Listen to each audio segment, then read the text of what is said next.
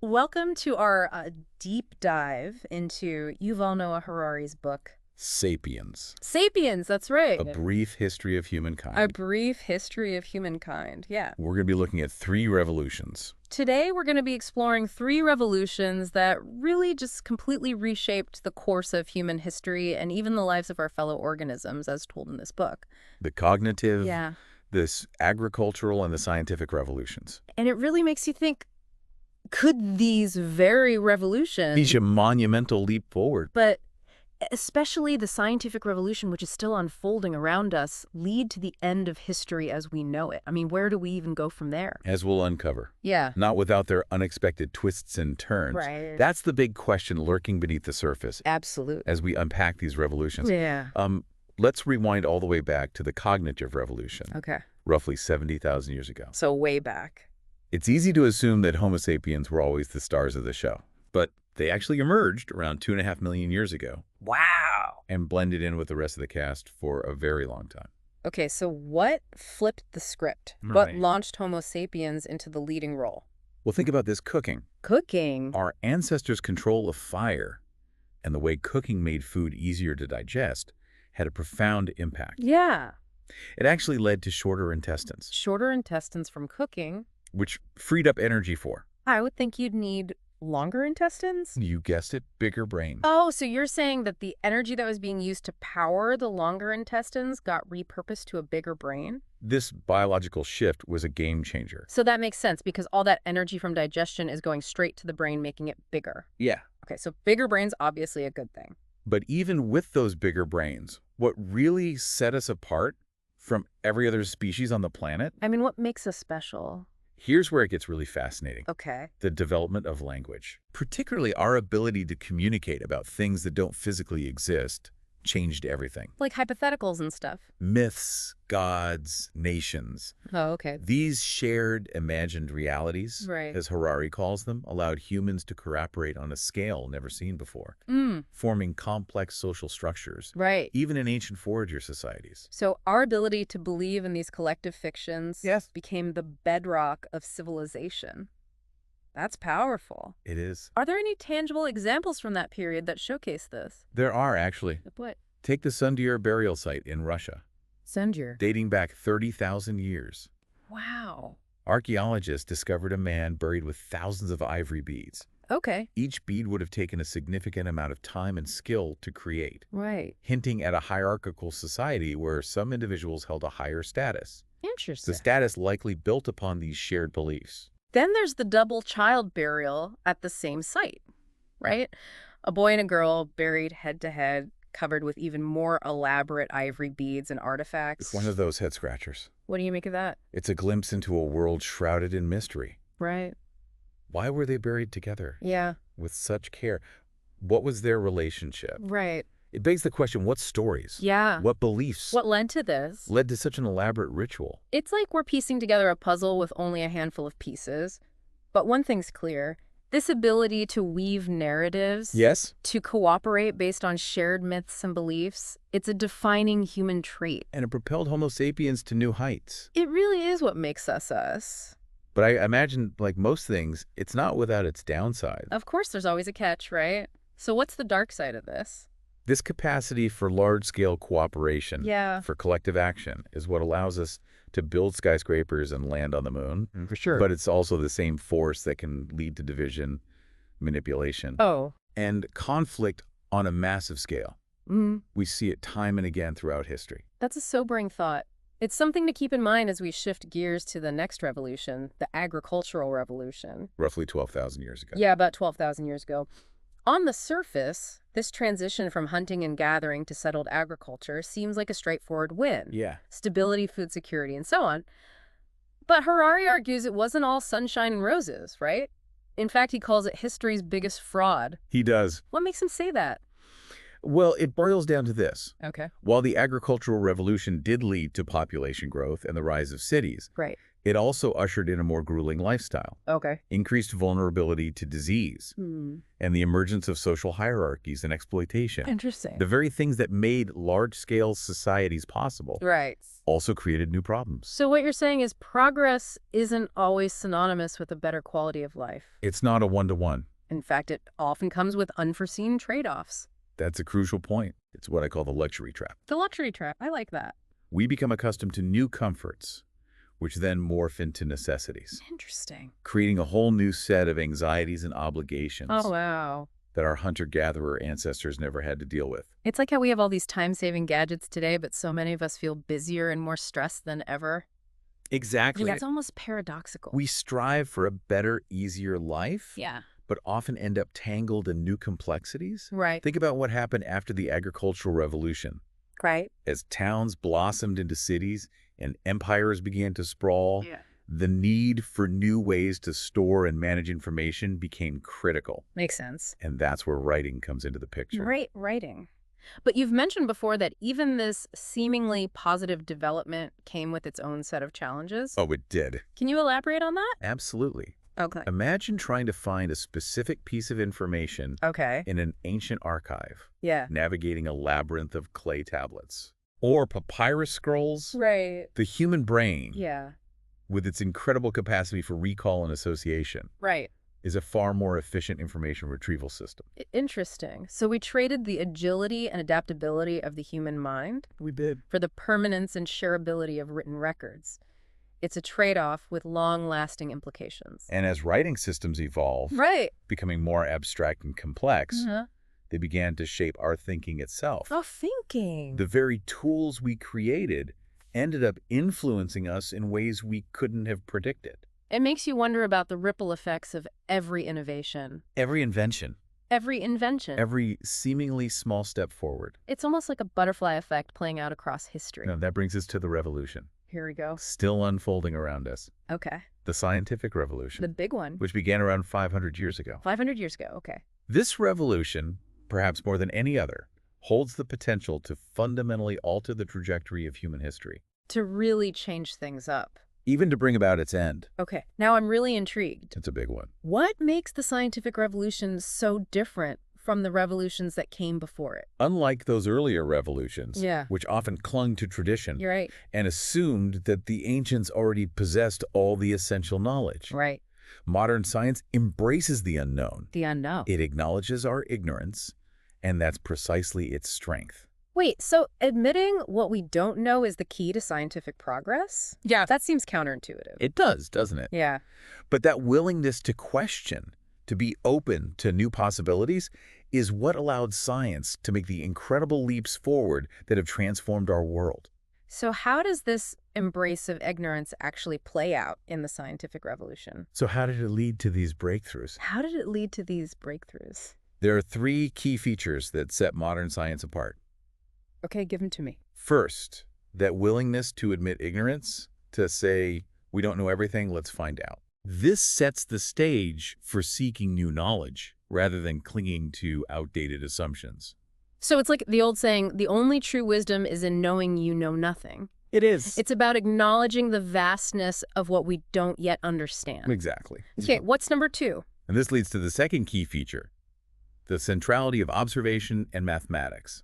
Observation and mathematics. Modern science is all about empirical evidence, about going out into the world, gathering data, and then using the tools of mathematics Right. to analyze and interpret those observations. Okay, that makes sense. It's like solving a giant puzzle, Yeah. using both the physical clues and the logic of math to piece together a clearer picture of how things work. That's a great analogy.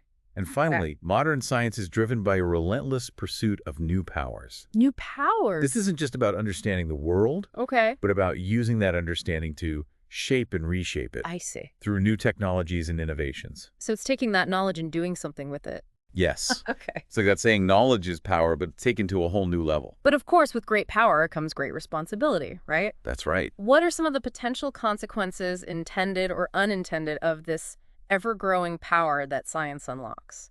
That's the heart of the matter, isn't it? Yeah, what could go wrong? We're constantly pushing the boundaries of what's possible, but those boundaries are constantly shifting, Okay. leading us into uncharted territory. Okay, so give me an example.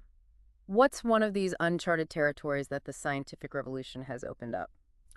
Well, consider the quest for immortality. Immortality. Scientists are making significant strides in understanding the aging process Wow. and developing technologies Uh, that could potentially extend human lifespans significantly. wow. So the mythical fountain of youth might actually be within reach? It might be closer than we think. That's mind-blowing. Yeah. But doesn't that raise a whole host of ethical and societal questions? What happens to our concept of life and death if we can potentially live forever? That's precisely the point Harari drives home. Okay. The scientific revolution, Yeah. in its quest for knowledge and power, Right. is raising questions that go far beyond the realm of science itself. I see. These are philosophical, Yeah. ethical, and societal questions Absolutely. that we as a species have never had to grapple with before. It's almost like the scientific revolution is forcing us to confront not just the mysteries of the universe, but also the mysteries of our own existence and purpose. It's Yeah. both exhilarating and terrifying at the same time. It's a very powerful revolution. It is. And this tension is only amplified by the clash between science and other belief systems. It is. Science with its emphasis on empirical evidence Yeah. and its willingness to challenge long-held assumptions Yeah, often butts heads with religious or nationalistic narratives. it does. So it's like the age-old debate between faith and reason, Yeah. science versus religion. In a way, yes. Yeah. But it's also more nuanced than that. Okay. Science doesn't necessarily seek to disprove faith, but rather to understand the world through a different lens. Right. A lens grounded in observation, experimentation, Right. and a constant willingness to revise our understanding as new evidence emerges. So it's about recognizing that different ways of knowing can exist alongside each other, even if they sometimes lead to conflicting conclusions. That's right. And it sounds like the challenge lies in navigating those differences constructively, Yeah. acknowledging the value of multiple perspectives while staying true to the principles of scientific inquiry. You've hit the nail on the head. And that's why it's more important than ever to cultivate critical thinking skills. It is. We need to be able to evaluate evidence, question assumptions. Consider different viewpoints. Yeah, consider different viewpoints, especially in a world where we're bombarded with misinformation and a constant barrage of opinions. It's like we each need to become our own personal fact checkers, sifting through the noise to find the signal. Exactly. And that's a skill that's valuable not just in understanding science, but in navigating all aspects of modern life. Absolutely. So here we are at the crossroads of the cognitive, The agricultural. the agricultural, and the scientific revolutions. 3 seismic shifts that have brought us to where we are today. Where do we go from here? What's next for Homo sapiens? What does the future hold? Ah, the million-dollar question. Right. I'm ready. Lay it on me. Harari doesn't offer any easy answers. Okay. Instead, he leaves us with a thought-provoking question, a real cliffhanger. Okay, I'm on the edge of my seat. What's the question? If history has no inherent direction towards human well-being, if our progress isn't necessarily leading us to a better, happier future, then what does that mean for us? Okay. Are we just drifting aimlessly at the mercy of forces beyond our control? That's a heavy thought, almost existential in a way. It makes you question everything. It does. But I don't think it's a cause for despair. Okay. In fact, I see it as a call to action. Okay, I like that. If we accept that the future is not predetermined, Yeah. that it's molded by the choices we make today, then that gives us incredible agency. Okay. It means we have the power to shape our own destiny, I like that. both individually and as a species. So it's not about passively predicting the future. It's about actively creating it. Exactly. And that's a daunting challenge, but also an extraordinary opportunity. It is. We have the power to choose a path that leads to a more just, Sustainable. sustainable, and fulfilling future, but it takes conscious effort, critical thinking, and a willingness to question our assumptions about what progress really means. That's what it boils down to. That's a powerful message. It reminds me of that quote, "The best way to predict the future is to create it." And it's a perfect segue to the next part of our deep dive, where we'll explore these ideas in more detail. I'm looking forward to delving further into these complex issues with you.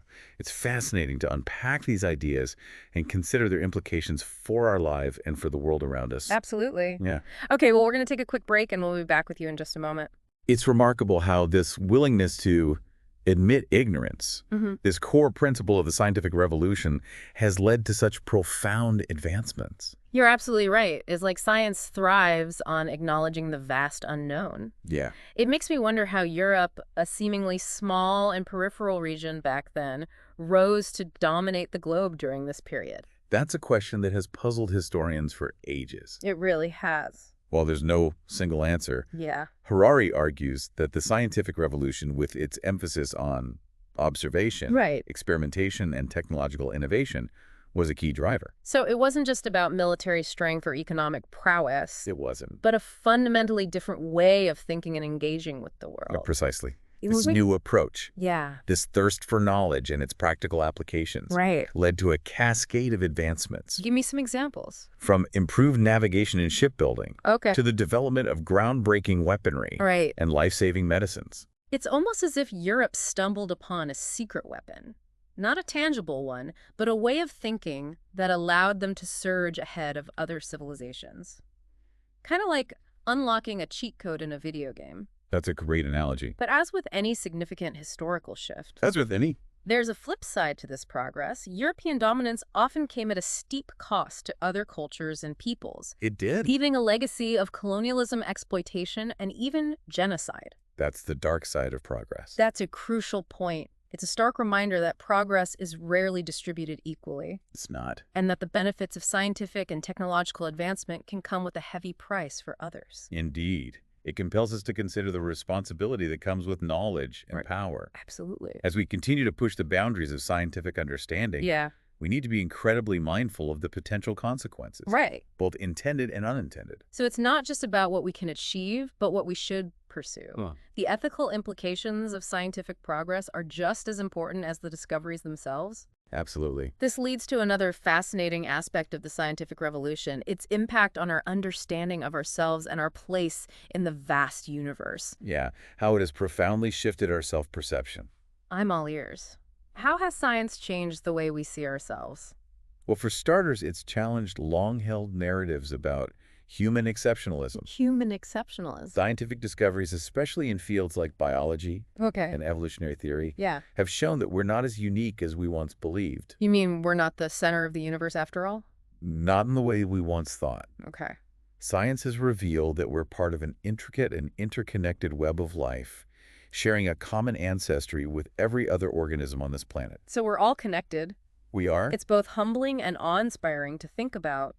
Realizing we're part of something so much bigger than ourselves challenges our ego a bit, doesn't it? It certainly does. Mm-hmm. And this realization has profound implications for how we treat our planet and the other species we share it with. Okay, I see that. Recognizing our interconnectedness makes it much harder to justify actions that harm the environment Right. or lead to the extinction of other species. It's like science is nudging us towards a more holistic and ethical worldview, one that takes into account the well-being of the entire planet, not just our own species. Precisely. Science isn't just about cold, hard facts and figures, but also about values, ethics, Right. and the choices we make based on our understanding of the world. But that can create friction, right? Doesn't this sometimes lead to tension between science and other belief systems? It does. The emphasis science places on empirical evidence Yeah. and questioning established truths can sometimes clash with traditional notions of morality, Okay. meaning, and purpose that are rooted in religion or other belief systems. So sometimes those things are at odds with each other. They can be. It's like science is shaking the foundations of our belief systems, forcing us to confront those deeply held beliefs and reevaluate what we hold to be true and valuable. That's a great way to put it. It can be unsettling, even Yeah. threatening for some. For sure. But it can also be a catalyst for growth, for a deeper understanding of ourselves and the universe we inhabit. So it's a process of deconstruction and reconstruction, breaking down old assumptions and building new ones based on a more informed and nuanced understanding. Exactly. It's an ongoing process. Yeah. And it's at the heart of what makes the scientific revolution so dynamic and transformative. It's always changing. It's not a finished product, Right. but rather a continuous journey of discovery that reshapes our world and ourselves along the way. And as we embark on this journey, it's crucial to remember that we're not merely passive passengers. We have the power to influence the direction of scientific progress and shape its impact on society. We do. Our choices matter. That's a vital point. The future isn't preordained. It's not set in stone. It's shaped by the decisions we make today, individually and collectively, Right. by engaging in informed and thoughtful dialogue, Right. by asking tough questions and Yeah. considering diverse viewpoints. Right. We can help steer scientific progress towards a future that benefits all of humanity. What stands out to you as we think about these revolutions? We've gone from controlling fire and creating imagined realities to decoding the building blocks of life and contemplating immortality. What's the biggest takeaway, Frau? For me, it's the realization that each of these revolutions, Yeah. while bringing progress, Mhm. also amplified our capacity for both good and bad. Right. The same tools that allow us to build and create Yeah, can also be used to destroy and exploit. that's true. The scientific revolution, in particular, presents us with unparalleled power and responsibility. It's like we're holding a double-edged sword capable of both incredible feats and devastating consequences. How do we ensure we use this power wisely? How do we navigate this uncharted territory? That's the question, isn't it? It is. And it's one that Harari doesn't provide a simple answer to. Okay. Instead, he challenges us to confront the complexity of these issues head-on. So he doesn't give us a roadmap, but rather a compass and a nudge to explore the terrain ourselves. Exactly. He encourages us to think critically, Right. to question assumptions, Yeah. and to engage in open and honest dialogue about the ethical implications of scientific progress. It's like he's saying, okay, I've shown you the tools and the potential pitfalls. Now it's up to you to decide how to use them. Precisely. Yeah.